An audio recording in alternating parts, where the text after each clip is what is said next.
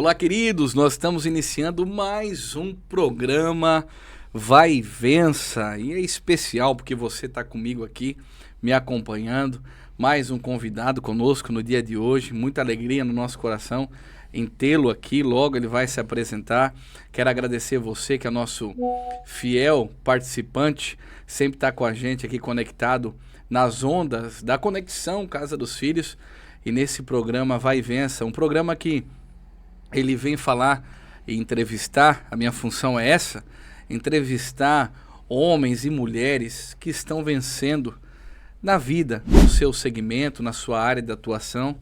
E é com muita alegria hoje que eu tenho um homem com ofício profético, um homem que tem atuado fortemente na igreja, no corpo de Cristo, meu compadre, meu amigo de longa data, é um homem que ministra, é um ministro também aqui da Casa dos Filhos, sempre está com a gente, transferindo a palavra de Deus, aquilo que Deus tem dado aí. Mas vamos lá, eu quero que ele se apresente. Seja bem-vindo, meu alemão. Ele come strudel, cuca, né?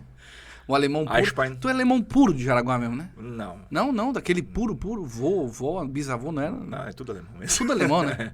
É porque o alemão puro é outra coisa, né? Ah, é? Não fala, não pode falar agora? Não, porque o alemão, Fala. ele não consegue dizer burro, né? Ele diz puro. Boa. Não, mas sou de Jaraguá. Na verdade, eu sou natural de Guaramirim. Nasci em Guaramirim. No hospital Na de época que o Guaramirim. hospital em Guaramirim fazia Tinha maternidade. Maternidade, tinha É. os partos ali. Isso faz o quê? Uns 15 anos atrás, né? Porque eu sou novo ainda, né? É novo, com certeza. É, dá pra ver. Mas a minha mãe trabalhava numa empresa em Jaraguá e essa empresa tinha uma parceria com o hospital de Guaramirim. Então eu acabei nascendo Tu é lá. guaramirense. Eu morei lá por um dia. Por um dia. Fiquei com 2 dias e fui para casa. Muito bom. Para Jaraguá. muito bom. Mas me sinto jaraguense, né? É natural de Jaraguá mesmo. Família daqui. Morei aqui 26 anos, né? Saí daqui em 2006. Então, morei 26 anos. Trabalhei na VEG. Como um bom jaraguense, trabalhei na VEG. Né? Na minha época, tu tinha que trabalhar na VEG e comprar um Uno. Tu viveu o sonho do jaraguense. Todo jaraguense. Porque teve uma época que tu tinha que trabalhar na VEG e comprar um Fusca, né? Depois Depois transicionou. quando eu comecei a trabalhar, era um Uno. Era o Uno. E um Gol, né? Um Gol. Então, tive um Uno, trabalhei na Aí VEG. se aposentar na VEG. Ia se aposentar na VEG, né? Comprar uma casinha na praia. Na praia. assim, né? Barra Velha, né? Barra Velha. Pissarras ali, por porque ali, é praia de aquela Jaraguaense. região. Praia de Jaraguaense. Mas sou de Jaraguá, 44 anos de idade. Minha mãe ainda mora aqui, né? Ilha da Figueira. No mesmo lugar. Você criou na Ilha da Figueira. Você Sim, na sempre Ilha da teve ali. Figueira. Isso, né? A gente foi pra lá em 1984. Aquela casa que a tua mãe mora Isso. é a casa que você morou e se criou, não? Eu fui pra lá com 4 anos de idade. Olha só. 3 para 4 anos de idade, a gente foi morar ali. Aí estudou no Mago. Estudei no Mago do pré-escolar até o terceiro ano. Que legal, Me que formei legal. lá até o terceiro ano. E me criei ali, tomando banho no Rio Itapucu, pescando lambari. Aquela época se tomava muito banho no Rio Tomava Itapucu. A bastante. gurizada ia pro Rio. Aqui perto onde fica hoje não a Via Verde, quando você passa ali a Ponte do Trabalhador, né? Ali pra frente existia um lugar que a gente dizia que era prainha. Olha, Então cara. tinha tipo assim um banco de areia, né? E ali o pessoal ia tomar banho no rio ali, no final de semana, dias de calor. Que legal. Então a gente pescava, a gente tomava banho, a gente brincava muito ali naquela região, né? Sim. Mas as coisas mudam, né? Mudam. Eu também mudei. Mudei de cidade, mudei de tamanho, mudei de Como peso. é que tá o Christopher no momento? No momento, o Christopher Tá tá bonito, né? tá forte. Lindão. Lindão. Não, mas no momento eu estou bem, cara. Na verdade, pouco a gente já conversou, né? 2024, 2023, 2024 aí foi um tempo de muita mudança, um tempo de a gente maturar algumas coisas, né? E amadurecer como homem, como pessoa, como ministro, como profeta, como pai, como esposo. Mas a gente passou por um processo assim bem complicado, sabe? Um processo que eu digo assim, tem o filme agora A Forja aí, né? A forja, para quem já trabalhou com metal mecânica, Murilo, ela funciona da seguinte forma: você esquenta o aço e bate para gerar dureza. E eu acredito que esses últimos 2 anos na minha vida foi um tempo de forja, onde Deus nos colocou no fogo e nos bateu. Botou no fogo e nos bateu para trazer, não é uma dureza de coração, mas é estar mais... Uma resistência. É uma resiliência, né? Uhum. Nem tanto resistência, mas resiliência. A resiliência é a capacidade de absorver a pressão e não explodir. Né? Então, eu acredito que Deus nos colocou nessa forja, nos colocou nesse período aí de passar por isso, por uma necessidade para expandir. Situações difíceis, desertos, tribulações, tu teve algumas na tua vida. Sim. Mas tu destaca esses 2 anos de maior pressão mesmo. Maior pressão. Foram mais... Ministerial, financeiro. Foi um deserto diferente, mas... Tudo começou em 2022. Eu fui fazer um exame de sangue, de rotina, né? E nesse exame de sangue apareceu lá o nome da doença grave. Tá? Eu li doença grave, né? Uhum. E aquilo me deu um pinel na cabeça, sabe? Uma doença grave, mas era doença de graves, né? E a doença de graves, ela pode se tornar grave, né? E aquilo me deu um choque na hora que eu recebi aquela informação. E aí eu comecei a pensar, cara, o que eu estou fazendo comigo? Né? Por que eu estou com isso? Porque a gente tem aquela temática de achar assim, eu estou com Deus, eu estou vivendo com Deus, estou ministrando para Deus, sou pastor de igreja, sou um bom pai, um bom marido, um bom homem, mas por que Deus permite a gente passar por situações na vida, né? Algumas questões, e isso é um questionamento, eu acho que 99,9% dos cristãos se questionam algumas coisas. E aí, quando eu recebi aquela informação, aquilo me deu um baque, cara. E foi um dia muito difícil para mim. Eu tinha já passado uma semana assim muito difícil. Isso foi maio de 2022. E aí, eu chorei, cara, e fui orar ao Senhor, sabe? E aí, essa doença de graves, quando acusa no exame de sangue, você tem que refazer o exame de sangue. Aí eu me lembro que naquela manhã, quando eu recebi a notícia, eu estava trabalhando ainda, dando aula. E, cara, aquilo me baqueou assim e eu fui pra oração, cara. Eu chorei na presença de Deus e entreguei a Deus. Você sabe todas as coisas. É que no momento eu li doença grave, né? Por isso que você tem que olhar, por isso que a gente tem que ler a Escritura e entender, né? Não só ler sem compreensão, Sim. A gente às vezes não consegue entender Sim. o que Deus quer. E aí eu refiz o exame e deu tudo certo. Né? Eu tinha que fazer só uma reposição de vitamina D e vitamina B, eu acho que eram as 2 coisas que estavam baixas, mas o resto estava tudo bem. Mas eu comecei a passar por um processo até que janeiro de 2023 eu fiz 7 dias de oração na igreja. Sempre costumo, né, 7 dias, os primeiros 7 dias do ano fazer uma oração. Eu me lembro que pro 6º, 7º dia eu cheguei para Deus e uau, cara, tô voando, né, porque você, né, aquele negócio, uau, tô legal. Aí eu escutei audivelmente Deus falando assim para mim, pato gordo não voa. Olha isso. Pato gordo não voa. Ele disse assim, você não consegue mais sustentar o teu ministério com o seu corpo físico. Aonde eu quero te levar, você precisa de uma mudança. Você precisa mudar. E aí a gente entrou numa mudança, tanto eu quanto a pastora, né? Entendi que aí a palavra que me veio foi santificai-vos de corpo, alma e espírito. E para mim tenho trazido isso como um tripé para a minha vida. Só que quando você toma uma decisão... Murilo, de mudar sua vida, de fazer algo diferente para Deus, é nítido que vai vir luta. É nítido que vai acontecer alguma coisa para te paralisar no meio do caminho. Porque tudo que o diabo quer é o quê? É parar você. Ele vai te parar. Né? Eu até estava brincando, conversando ontem com um pastor amigo meu, eu falei assim, ele não é o amigo das nossas almas, ele é o inimigo. Então, se ele é inimigo, o inimigo vai tentar parar aquilo que você está fazendo. Então, ele vai começar a colocar situações e problemas no meio do caminho para parar o que Deus quer fazer. Porque é interessante que quando você olha para qualquer homem da Bíblia, né? Inclusive para Cristo, vou pegar Cristo, né? Cristo é batizado, e aí depois dele ser batizado, o Espírito desce sobre ele, e a palavra, né? O céu se abre, a palavra vem, esse é o meu filho, a quem me comprazo. E aí diz, Mateus capítulo 4, que o Espírito de Deus o conduziu ao deserto para ser provado. Para ser provado. E aonde que o diabo mais vai provar a gente? Na nossa identidade. Porque em todo tempo, assim, se tu és o Filho de Deus, né? Provando a identidade do Cristo. Então eu entendo que muitos problemas que nós passamos é uma provação na nossa identidade. E ali Deus está permitindo para nos provar, assim como fez com Jó, assim como fez com Moisés, assim como fez com tantos homens da Bíblia.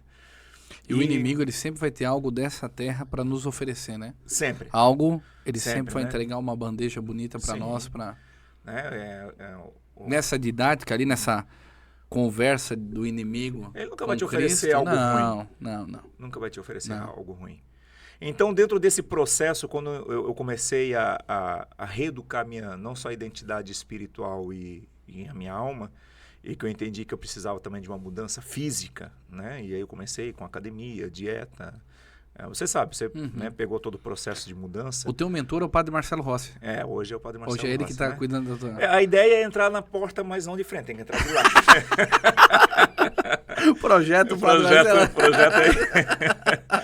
Mas aí eu comecei a entender a plenitude de Deus na minha vida. Que a plenitude não é só no espírito. Deus, ele quer trazer uma plenitude. Plenitude é ser pleno, né? E isso está dentro de uma ideia de a gente estar em equilíbrio.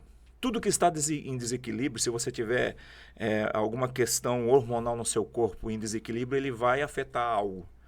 Então, quando o homem de Deus, a mulher de Deus está desequilibrado em alguma coisa, vai afetar uma parte, né? E isso vai trazer... Eu sempre falo que todo extremo, né? Extremismo é beira de abismo. Então, se eu colocar essa latinha aqui do lado, ela pode cair muito fácil. Qualquer esbarrãozinho, ela vai cair. O risco é maior. O risco é maior. O risco é maior. E aí, eu vou falar isso com muito cuidado como profeta. Eu fazia muito jejum. Ainda faço muito jejum, eu sou um cara do jejum. Mas eu fazia assim, jejum de 7 dias sem comer nada. E muito jejum. E bem nessa época que eu estava fazendo muito jejum, foi que o meu exame deu tudo errado.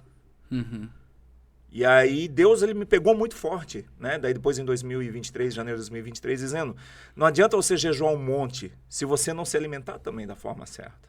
Não adianta você orar um monte se você não fizer exercício físico. Porque ele falou assim, Murilo, não adianta você estar bem espiritualmente, porque com o teu corpo você não vai chegar onde eu quero que você vá. Né? Você foi jogador de futebol. Essa plenitude que está falando, da mesma forma que nós somos afetados negativamente em algumas áreas que não está equilibrada, alimentação, emocional, financeira, Deus quer afetar todas as nossas áreas na sua plenitude para que a gente seja pleno em todas as áreas. Exatamente. Não é aquele efeito serrote. Numa área eu estou muito bem, mas numa outra área eu estou... Tô mal. Parece que a gente está numa gangorra de emoções, né? A gente está numa gangorra de emoções. Eu fui atleta, tu comentou, eu fui um atleta de alta performance até os 19 anos de idade. Eu treinava 2 períodos e alguns dias da semana, academia à noite. Quando eu paro radicalmente com isso, a conta chega, a conta veio. Veio 4 cirurgias de rim, morte batendo na porta por 2 vezes, forma muito séria. E fica uma... E sabe o que é interessante? Parece que quem praticou mais atividade física... Tem uma propensão de se estourar mais rápido. Não, meu Deus, cara. É porque o nosso corpo é uma máquina perfeita, né? Deus nos fez para ser perfeitos, né? Deus não fez uma criação de qualquer jeito. Então, ele vai dizer em Gênesis capítulo 2:7 que nós somos a sua imagem e a semelhança. Claro que essa imagem e semelhança, Murilo, ela está mais conectada na questão espiritual do que na questão física, né? Mas quando ele diz para a gente se santificar de corpo, alma e espírito, e você pega a alimentação, por exemplo, do povo judeu, que é o povo de Deus, por que eles tinham uma alimentação regrada? Porque isso faz parte de um processo. Imagina você caminhar no deserto, comendo todos os dias porco assado à pururuca. Não tem como. Não tem como, né? O corpo sente. Então, e aí o que eu entendi? Quando eu entrei nesse processo de readaptação daquilo que Deus esperava de mim fisicamente, aí começaram algumas lutas bem complicadas, mas bem complicadas, né? A gente não vai ter tempo talvez para falar sobre elas aqui, mas vamos falar sobre a questão das lutas. E essas lutas, elas começaram a trazer incertezas. Porque tudo que o diabo quer é acabar com quem você, que eu falei antes? Identidade. Aí a interrogação começa a entrar na mente. Dúvidas e... Cara, comparações. Que você se compara. E talvez aqui seja... E eu vou te falar, Murilo, que talvez aqui foi onde Deus falou comigo. Talvez a arma mais poderosa que o diabo tem na vida dos cristãos hoje são comparações. Porque em vez de eu viver o que Deus tem para mim, eu quero viver o que Deus tem para você. E eu vou te falar uma coisa. Se eu carregar a tua carga, eu morro. E se você carregar a minha carga, você morre. Cada um tem um chamado específico. Cada É uma um tem um cruz sob medida para cada um. É uma cruz sob medida. É, para cada um, cara. Né? E então, a gente precisa compreender que a nossa identidade está naquilo que Deus te chamou para ser. E isso vai mudar completamente o teu propósito de vida. E vai mudar completamente quem você é. Mas tudo que o diabo vai fazer é tentar acabar com esse propósito, com essa identidade. Porque se ele fizer isso, ele conseguiu o plano dele. Então, Deus me colocou nessa terra, Deus te colocou nessa terra por um propósito. É um propósito muito bem definido. Né? Antes que eu te formasse no ventre da tua mãe, eu já te escolhi. Ele vai dizer em Efésios capítulo 1 que antes da formação do mundo, ele já nos elegeu nele. Ou seja, nós já fomos eleitos para algo. Existe algo específico de Deus para a minha parte, assim como existe algo específico de Deus para a tua parte. Então, quando você começa a funilar para entrar nesse algo específico, quando você começa a compreender o que você precisa fazer, o que o inimigo vai fazer? Opa, calma aí. Agora eu vou ter que intensificar a luta. Eu vou ter que intensificar para ver se eu paraliso essa pessoa. O nível de batalha aumenta. E aí eu comecei a compreender que as minhas batalhas não me definem. Certo? O que me define é a palavra do Senhor. E aí Romanos capítulo 8 vai dizer o quê? Que a presente tribulação não há de se comparar com a glória que há de vir. Não existe. Não existe luta ou tribulação ou deserto que estamos passando comparado com a glória que vamos receber quando aprovados. Né? E aí você começa a realmente se desconectar, tirar os teus olhos aqui desse mundo horizontal e você passa a se conectar com a nossa origem. Exato. Nós começamos a olhar mais para a vertical. Tiago vai dizer lá que toda boa dádiva ela vem do alto, descendo do Pai das Luzes, né? Você começa a ver que, cara, o que é bom pra mim vem do alto. Por que eu tô me comparando com alguém daqui? Por que eu tô olhando pra esse mundo? Por que eu tô tão preso aqui, né? Mas toda boa dádiva vem do alto. Sim. Né? E aí eu fiquei com aquela palavra, né? Servo bom e fiel. Fosses fiel no pouco e eu te serei fiel no muito. Então, o servir ao Pai, o servir à igreja, o servir à comunidade, desde quando Pedro, né, é questionado por Jesus, e Jesus diz assim: Pedro, tu me amas? E Pedro diz assim: Senhor, tu sabe que eu te amo. E aí Jesus fala assim: se tu me amas, então o que tu faz? Cuida ou apacenta as minhas ovelhas, os meus cordeiros.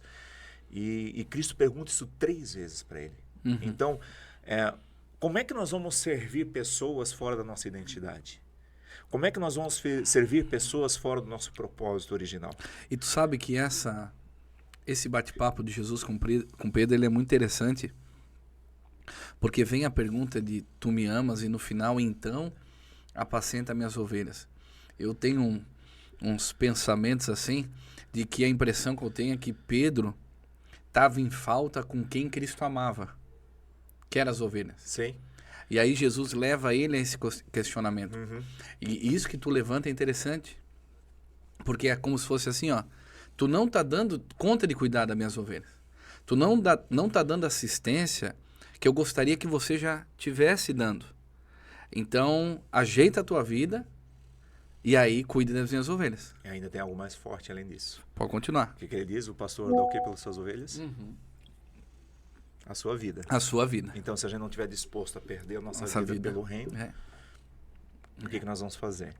E aí, tudo isso eu comecei a entender. Deus começou a deixar e a permitir algumas lutas e algumas batalhas bem difíceis nesses últimos 2 anos e meio. Vou contar 2 anos para cá. E eu entendi que isso era para potencializar a minha identidade. Estou com 44, eu já não sou mais um menino, né? Mas se você olhar, a maior parte dos grandes ministérios bíblicos começaram com 40. Moisés começou com 40. E eu olhando para Moisés, e é interessante que quando a sarça começa a pegar fogo, e Moisés começa a observar a sarça, porque a sarça pegando fogo no deserto era algo natural. Né? O orvalho da noite, aquela gota de água ali potencializada com a luz do sol de manhã, amplifica como uma lupa e a sarça pega fogo. Mas uma sarça ela pega fogo e se consome. E de repente ele viu uma sarça que não se consumia. E ele chega diante dessa sarça e Deus começa a falar com ele sobre o povo dele que clamava, né? Olha, eu ouvi o clamor do meu povo, o desespero do meu povo, assim, e eu tô te chamando para ser o libertador desse povo. Aí ele começa a dar vários questionamentos dele, né? Para Deus. Primeira coisa, eu sou um homem pesado no falar, alguns dizem que é gago, né? Vamos dizer que ele era gago. Então, eu sou gago, como é que eu vou levar uma palavra da salvação sendo gago? E aí, o que Deus começou a falar para mim? Muitas vezes nós colocamos as nossas debilidades físicas como desculpa para fazer aquilo que nós precisamos fazer no espírito. Olha aí, cara, forte. E a palavra do Senhor disse que é do espírito para a carne, não da carne para o espírito. Então nós começamos a olhar como nós estamos, a situação que estamos, para dar desculpa para Deus. Então, poxa, eu sou pesado, eu sou velho, eu sou isso, eu sou aquilo. Aí eu digo, eu não tenho tempo, eu não tenho dinheiro. Você começa a colocar as questões vai levantando físicas, muralhas ali, situações para se afastar do espírito, daquilo que te impedem daquilo que Deus está pedindo. E aí Deus usou essa palavra para mim e eu dava muitas desculpas para fazer algumas coisas. Aí eu disse, tá, tudo bem, então, tá, sou pesado no falar, né, sou gago, mas como é que eu vou fazer? Eu não tenho nada em minhas mãos. Aí ele diz assim, o que tu tem nas tuas mãos? Um cajado. Aí Deus fala assim, comece com aquilo que você tem. Sabe qual que é o problema da igreja? A gente está esperando criar um artifício, criar uma estrutura para começar aquilo que a gente já podia começar com aquilo que nós já temos. E aí eu entendi, opa, calma aí. Eu já tenho algo, então vou começar com esse algo. Eu não preciso ter uma estrutura grande, eu não preciso ter coisas, não preciso ter dinheiro, não preciso ter artifícios humanizados para fazer aquilo que é espiritual. Então, e aí, claro, quando você entende e vira uma chave dentro de você, Murilo, o que o diabo vai fazer? Pô, eu vou ter que parar esse cara. Porque a palavra do Senhor diz o quê? Nós somos chamados para quê? Para sermos pregadores do quê? Das boas novas. Para dar liberdade aos cativos, cura. Nós somos chamados para ser libertadores. Nós somos chamados para ser pessoas que curam pessoas, que oram por pessoas. Nós somos chamados para ser pessoas ativas. Exato. Daniel 11 diz que é um povo forte e ativo. Exatamente. E lá em 1 Coríntios, o apóstolo Paulo está falando de um povo que está fraco, doente e está morrendo antes da hora. Olha a diferença. São dois parâmetros totalmente antagônicos, né? E aí é óbvio que a gente vai ter que entender que as lutas, elas vêm, mas elas vêm para fortalecer, para forjar, para criar resiliência, resistência. Resistência, raiz. Exatamente, né? E então isso começa a mudar o jogo. Aí nós vamos para um lugar que a gente começa a entender que aquilo que talvez é derrota, ou deserto, ou tribulação, algo ruim, na verdade com Deus nada se perde. E daí sabe tudo se... Eu digo para você, Murilo, que hoje para mim os meus problemas, as minhas provações são professores de Deus na minha vida. Cara, é isso aí. Estão aqui para me ensinar. Pedagogia de Deus atuando. Atuando o tempo todo. O tempo todo. Então, se deu algo de errado, em vez de a gente reclamar porque aquilo deu de errado, a gente precisa olhar o que eu posso tirar de bom daquilo. Cara. Porque em todo tempo Deus é bom. Todo tempo Deus é bom. Ou não é, né? Não é o que falamos, o que o crente gosta de falar, né? Mas Deus é bom o tempo todo. Deus é amor, Deus é bom. Ele é mesmo. Então eu preciso compreender isso. É onde está a tua visão em relação a isso, né? O que Deus quer trazer nessa condição que eu estou passando, de aprendizado. E aí o que começou a acontecer dentro desse processo de lutas, né? Eu comecei a encontrar vitórias que para algumas pessoas não é. Você está entendendo? Às vezes existem algumas questões, por exemplo, às vezes Deus me traz algo tão simples como ele aconteceu hoje de manhã. Deus me trouxe uma pequena pena, desse tamanho. Uma peninha que eu estava parado assim, como se estivesse aqui a pena, mas num lugar fechado, cara. Não foi num lugar aberto, não estava numa mesa de lanchonete com árvores, não, eu estava numa casa fechada. E eu estava aqui e de repente, caiu uma pena desse tamanho, tá aqui ela. Daí eu guardei ela porque ela tá pequenininha. Guardou. Né? Olha aqui. Como é que um profeta não ia guardar isso? Caiu isso aqui. Olha aí. Na mesa.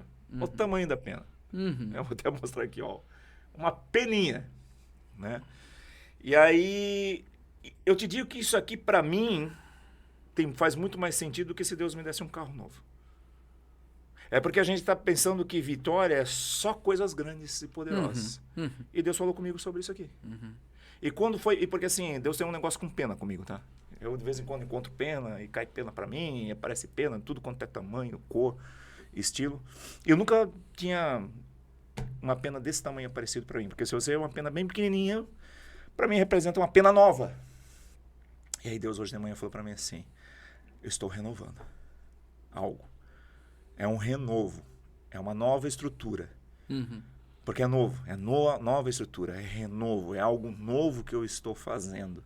Uhum. As coisas velhas ficaram para trás. Eis que faço todas as coisas novas. Eis que estou abrindo um rio no meio do ermo e um caminho no meio do deserto. Isaías 43, 18. 43, 18. Então, e para mim, eu vou falar para você, como profeta, para mim é muito mais poderoso quando Deus faz isso comigo do que se ele me desse um carro. Tô falando sério. Não é demagogia. Tô falando sério. Cuidar de Deus contigo, a presença de Deus na tua vida. Saber que você não está sozinho. Exato. Que aquele que te gerou continua do teu Exato. lado. Que o Criador está contigo, com a criatura. Então, É o teu jardim. É o teu... tô regando, né? Jardim fechado, regado e cuidado por mim. Cuidado, Então, assim, a gente tá... É que a igreja, né? A igreja hoje, que se diz ser igreja, né? Vamos dizer assim, ou a religião, não vou falar da igreja, vamos falar da religião, ela trouxe tanto a questão do vencer nas questões físicas que nós estamos perdendo nas regiões celestiais. Eu acho que nós temos que viver um tempo assim de Sadraque, Mesaque e Abednego, que não se surpreenderam com a obra faraônica. Cara, isso aí não tem valor nenhum para mim. Mas a gente está muito preso, porque a gente está muito... É o meu carro, é a minha casa, é o meu trabalho, é a minha profissão, é o meu diploma. Isso. A gente está muito no meu e o nosso. Tipo, o nosso que eu quero dizer, o meu e teu, Senhor, o que tu tem para mim? Uhum. Eu vou dizer para você, tem que ser muito macho, chegar para Deus assim, faça a tua vontade. E fazer a vontade dele. Porque a gente até diz, faça a tua vontade. Pai nosso que estás no céu, santificado seja o teu nome, venha a nós o teu reino, seja feita a tua vontade. Aí quando Deus coloca a vontade plena dele sobre as nossas vidas, a gente acha que queremos correr, não é bom, isso não é para mim, não. Assim eu não quero, eu não aceito. Por quê? Porque a gente foi criado dentro da igreja achando que a vontade de Deus é só vitória, vitória, vitória, mas é vitória física. E estamos perdendo o tom das vitórias espirituais que Deus está dando todos os dias. Assim, eu vou falar olhando para a câmera. Todos os dias de manhã o Senhor renova suas misericórdias sobre mim, sobre você, sobre nós. Todos os dias de manhã Deus te dá uma nova oportunidade de viver e você não está feliz por isso? Você pode comprar um carro zero hoje, Murilo. Daqui 3 meses, você vai lavar todo final de semana, você vai lamber aquele carro, daqui 3 meses é só um carro. Você já parou pra pensar nisso? Já. Você muda de casa hoje, daqui 3 meses é só mais uma casa. E o pior não é isso. O pior é quando a pessoa quer comprar a mansão dos seus sonhos e daqui 4 ou 5 meses, meu Deus, essa casa é muito grande para limpar e reclama. E aí reclama.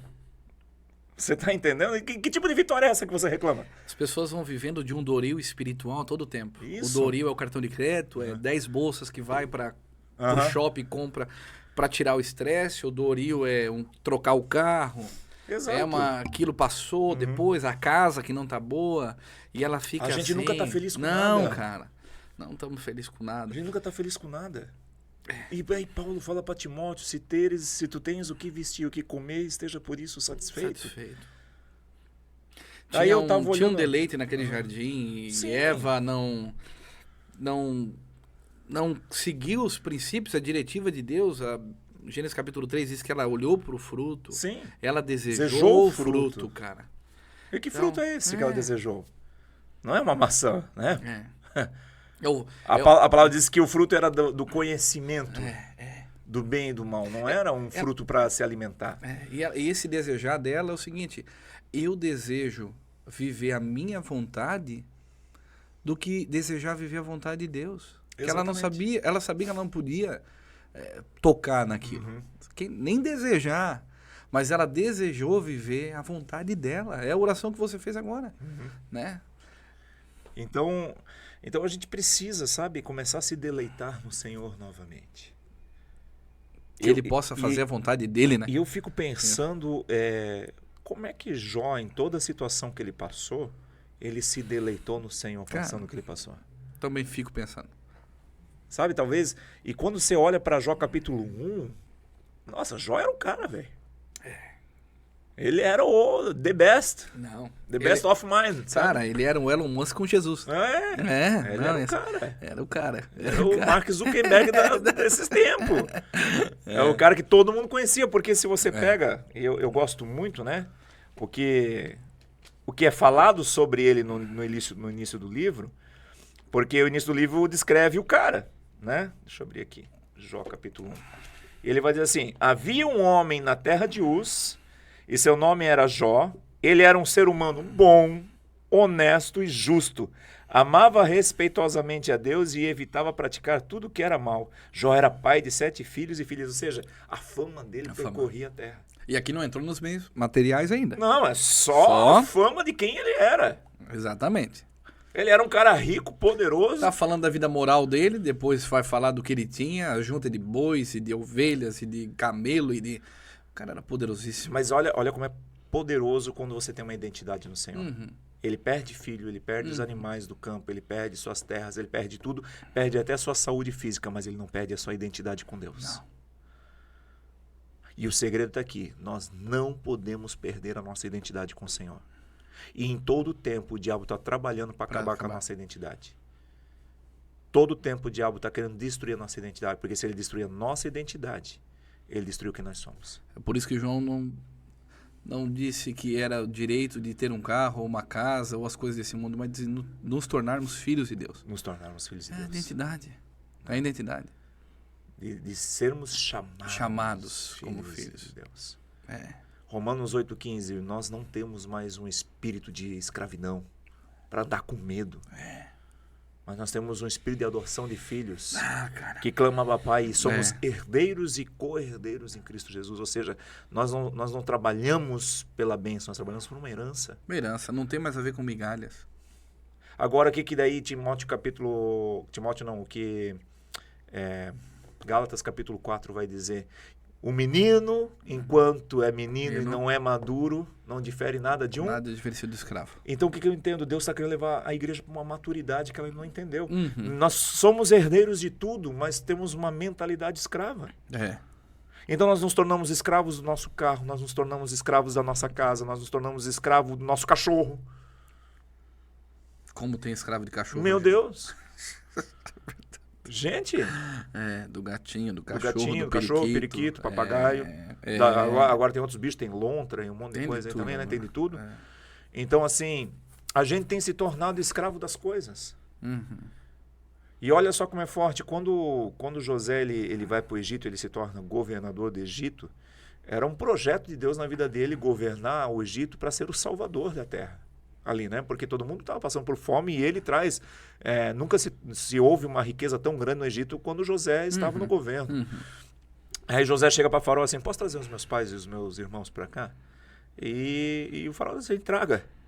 E tem uma frase, cara, que o Faraó, ele chega para Jacó, ele olha para Jacó assim, com o que vocês trabalham? Nós somos pastores de ovelhas. Só que ser pastor de ovelha naquele tempo, pro Egito, era considerado uma das funções mais podres que tinha. Então, um egípcio não podia ser pastor de ovelha. Sabe? Isso era considerado um trabalho indigno. E quando eles chegam no Egito, ele diz, nós somos pastores de ovelha. Qual era a função do povo de Deus no Egito? Pastorear, cara. Só que aí eles chegam no Egito, eles começam a ver a grandeza do Egito, eles começam a se preocupar em pastorear o Egito ou a construir casas. Deixa eu falar uma coisa para você. Toda vez que você quer construir alguma coisa física, você se torna um escravo daquilo. Uau. Nós não fomos chamados para construir coisas físicas. Nós fomos chamados para pastorear pessoas. Seja profeta, seja apóstolo, seja evangelista, seja semideus, semi-anjo. Nós não conquistamos estruturas ou cidades, nós conquistamos pessoas. E as pessoas serão consequências do salmista, capítulo 2, versículo número 8. Pede-me e te darei as nações como herança e os confins da terra como tua propriedade. Pede-me quando você estiver no processo de pastoreio com ovelha. Isso. Você está cuidando de vidas, amando vidas, buscando, é o primeiro amor, que é o amor pelas almas. E aí eles vão para o Egito. A história não conta ipsis literi dessa forma, mas eu tenho espaço aqui para imaginação profética, né? Eu tenho espaço aqui para interpretação. Mas com Babel foi assim, cara. Então, eu entrando nessa interpretação, eles vão para o Egito para ser pastores. E eles pensam assim, mano, mas pastor não é o que o Egito gosta. Vamos ser construtores. E aí, o que acontece depois de 400 anos? Eles se tornam escravos da construção. Escravos da construção. Então, e aí, por isso que vem o processo de Deus. Ele precisa levar o povo para o deserto para viver em barraca, cara. De novo. Vamos voltar para a simplicidade. Olha aí. Vamos voltar para a simplicidade, porque o primeiro templo de Deus, ou seja, nós vamos passar agora, daqui uns dias, nós temos a Sukkot, festa dos tabernáculos, né? Era o quê? Eles viviam em tendas. Eles viviam em tabernáculos. Assim como o pai, Jacó, Isaac e Abraão viviam, agora vocês vão voltar a viver na simplicidade, porque às vezes a gente está, colocando muito artifício para falar de Deus. E Deus é simples, a palavra continua sendo simples. O evangelho é simples. Então, quer dizer, se Deus não me dá o carro que eu quero, Deus não existe? Se Deus não me dá a casa que eu quero, Deus não existe? Então só tem vitória no carro, só tem vitória na casa? Não. Sabe quando é que nós vamos ter vitória? Quando nós tivermos a revelação do Senhor. Essa é a maior vitória que um cristão pode ter. Quando nós tivermos a revelação de quem é Deus. E a revelação de quem é Deus não vem pelo que Ele pode te dar, vem pelo quem Ele é. Buscar em primeiro o reino de Deus e a sua justiça. E todas as outras coisas serão acrescentadas. Só que a gente quer acrescentar todas as outras coisas para daí, de alguma forma, buscar o Senhor. Então, se você perguntar assim, aonde eu venci nesses últimos 2 anos, eu venci entendendo quem é Deus para mim. Porque isso definiu quem eu sou para Deus. Para ti, Deus não é um número, Deus é único. É único. É único. Hoje para mim... Deus não tem colocação. Ele é único. Se você perguntar assim, sabe qual é o momento que eu mais me sinto satisfeito? É quando eu estou pregando o evangelho, Murilo. Cara, ali parece que eu me torno super-homem. Parece que eu coloquei uma cueca sobre a calça, sabe? E saí voando. Cara, quando eu estou pregando o evangelho, quando tenho a oportunidade de falar do meu Senhor para as pessoas, ali eu me sinto vitorioso, cara. Vitorioso. Quando eu abro a palavra do Senhor e o Senhor fala comigo, cara, eu me sinto vitorioso. E não é pegando uma palavra, um salmo do Isso dia. É identidade, é viver a paternidade de Deus. Sabe? É um coração de filho, cara. Ele tá... Eu tô servindo o Pai. Eu tô servindo o reino. Isso. Eu tô no corpo de Cristo. Isso é identidade de filho. E é único mesmo. Quando tem o bate-papo com Moisés, ele só usa essa colocação. Eu sou. Isso basta. E isso basta. Deus é único. Deus é único, isso basta. Eu sou. Ele é Deus. E se Ele é Deus, eu não preciso de outra coisa. Não. Ele é suficiente.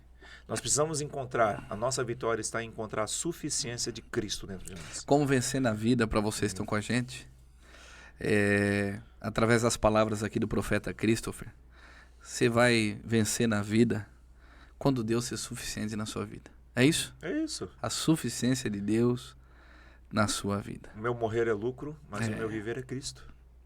Eu não preciso mais do que isso. Sabe? E a gente acha que... O que leva Paulo preso na masmorra a dizer eu sou liberto? Ele vai no viés da contramão do mundo. Porque para o mundo ele estava preso, mas em Cristo ele era livre. Então nós precisamos voltar a viver essa liberdade. Uau, cara. Viver livres no Senhor. Livres do que o mundo está querendo colocar pra gente. Uma mente livre, uma mente liberta, né? Exato. Uma mente aprisionada pelas coisas. Nossa, fortíssimo isso. Então, uma mente, as emoções. A gente está tentando suprir a expectativa das pessoas, mas a gente parou de suprir a expectativa do Senhor. Então a gente sempre quer fazer com que as pessoas... o que você quer que eu faça? A gente não diz, Senhor, o que tu quer que eu te faça? A gente diz, o que tu quer que eu faça para você? Por isso que eu disse, tem que ser muito macho, tem que ser muito forte, chegar assim, Senhor, faça a tua vontade e agora fazer. E fazer. Então nós precisamos fazer a vontade do Senhor. Vamos tomar essa decisão, né? E essa decisão talvez seja, sabe, é como um lacre que se rompe e aí as coisas começam a mudar. Mas uma coisa é certa, e aí como profeta, é óbvio que quando você entender isso vai ter luta. Vai ter luta. Vai ter luta. Para mim, cristão que não está em luta, cuidado. Tem alguma coisa que se você não está em luta, cuidado, porque talvez você não esteja fazendo a coisa certa. Porque tudo que o diabo vai fazer é tentar te paralisar. Tudo. E ele vai usar pessoas, coisas, situações para nos paralisar. E se ele conseguir nos paralisar, ele venceu. Só que, deixa eu falar uma coisa para você. Jesus já me deu um diabo derrotado na cruz. Já deu. Se ele já me deu um diabo derrotado na cruz, ele diz assim, quem quiser seguir a mim, tome a sua cruz. Então, como é que eu vou vencer? Tomando a cruz. Não tem outro jeito. E vinde após mim, né? Então, é o caminho daquele que já venceu, né? Então, um caminho de vitória, um caminho para vencer aqui, é andar com aquele que já venceu. E é uma cruz diária. Uma cruz diária. Todo dia uma renúncia. Todo dia eu escolho, né? Se eu vou ser amigo de Deus ou se eu vou ser amigo do mundo. É uma decisão, né? Amigo do mundo, eu vou olhar na ótica desse mundo, aí esses desejos, essas disputas, essa falta de identidade é o que vai estar latente em mim. Mal, eu piso nas pessoas para alcançar posições, perco valores, perco princípios. Exatamente. Agora, se eu decidir ser amigo de Deus, cara, aí eu vou ter valores na esfera moral, na minha casa vai ter valor, a minha família vai ter valor, e vou ter valor na sociedade também. Exatamente. Porque o meu testemunho vai alcançar a sociedade. A igreja primitiva viveu muito isso, né? Eles eram conhecidos como o povo que fazia um alvoroço onde passavam, porque eles eram livres. Eles tinham tudo em comum. Não tinha falta de nada. Não tinha falta de nada. E Atos vai dizer que eles caíam no gosto da multidão? No gosto, cara, da multidão, cara. Um povo forte e um povo ativo. E fiel. E fiel. E fiel. E quem não foi fiel se lascou. Tem um livro que eu li uma vez que falava de um dos heróis da fé, de uma mulher que foi colocada na Arena dos Leões, na época de Roma, né? Eu não vou lembrar agora, foi um dos primeiros livros que eu li quando me converti e aquilo sempre mexeu comigo. E disse que ela estava presa e os soldados trouxeram os 2 filhos dela, pequenos, e colocaram na frente dela. Nem pelos seus 2 filhos você vai negar esse teu Cristo? Aí disse que ela olhou para os olhos do soldado assim, quando você me trouxer algo tão poderoso quanto ele, talvez eu negue. Meu Deus do céu. Quando você me trouxer algo tão poderoso quanto ele, talvez eu negue. E nós estamos negando a Cristo por qualquer coisa. Por qualquer coisa. Estamos trocando aquilo que é eterno por aquilo que é passageiro. Exatamente. A nossa ansiedade, a nossa ânsia de querer ganhar as coisas dessa terra tem deixado Cristo de lado. E isso é muito sério. Gente, olha, tivemos um tempo aqui poderoso. Uma minutagem aí profética com meu amigo profeta Christopher. Eu quero que você leve esse programa no teu coração. Leve ele mesmo no teu coração, aplique ele na sua vida. Dividir essa mesa com ele me fez muito bem, né? Eu acredito que todos nós precisamos potencializar a presença de Cristo na nossa vida e realmente ver aquilo que é relevante, aquilo que é precioso. Perder, a gente pode perder muita coisa, agora não podemos de maneira alguma perder a presença dele. A presença dele é tudo na nossa vida. Assim como foi falar de Jó aqui, a presença ele não perdeu. A presença é eu permanecer firme na identidade de filho, na identidade que Deus me deu. Meu amigo, considerações finais. Quiser mandar beijo, abraço, você tem que trazer a Cris aqui para gravar. A Cris, esposa, pastora Cris, esposa do Christopher, ela tem um testemunho também, né? Quero que ela venha aqui contar, viu? Todo um processo de transformação. Processo de metamorfose. Metamorfose, muito forte, eu tenho certeza que vai abençoar muitas pessoas. Eu quero marcar com ela para ela estar aqui com a gente também. Mas pode dar suas considerações finais. Beijo, mãe, beijo, pai. Beijo a todo mundo. Beijo, igreja. Deixa eu falar uma coisa para você que tá. Deixa eu até virar para a câmera aqui. Deixa eu falar uma coisa para você. Se você dá importância para o evangelho da salvação, e se você dá importância para Cristo, a importância de vida na sua vida, dentro de você, para Cristo, você pode ter certeza, e aqui é uma palavra do profeta, quando você dá a real importância que Cristo tem para você, e quem ele tem que ser, que ele tem que ser tudo para você, você vai perceber que aquilo que os olhos não viram, aquilo que os ouvidos não viram, aquilo que não subiu ao teu coração, essas são as coisas que o Senhor tem preparado para ti, ou seja, coisas extraordinárias e imagináveis. Então assim, você está sonhando pequeno, porque o Senhor sonha grande. Lá em Jeremias 29:11, ele vai dizer: quais são os pensamentos que eu tenho sobre vós? Pensamentos de vos fazer prosperar e de não vos causar mal e nem prejuízo. Pensamentos de vos dar esperança e um futuro melhor. Então, viva intensamente Cristo. Viva intensamente quem é o Senhor. E você pode ter certeza absoluta que Deus vai te abençoar em todas as esferas da sua vida. E você vai viver os melhores dias e dias extraordinários. Isso eu quero deixar como final aqui para você, em nome de Jesus. Amém? Obrigado, profeta, meus amigos. Obrigado por você que esteve com a gente até esse momento. Se conecte aqui no nosso canal do YouTube, nas nossas redes sociais, no Conexão Casa dos Filhos. Esteja sempre presente aqui comigo no programa Vai e Vença, que eu faço com muita alegria no meu coração e eu sei que tem alcançado muitas vidas. Obrigado pela tua participação. Que Deus te abençoe e não esqueça. Vá e vença, em nome de Jesus.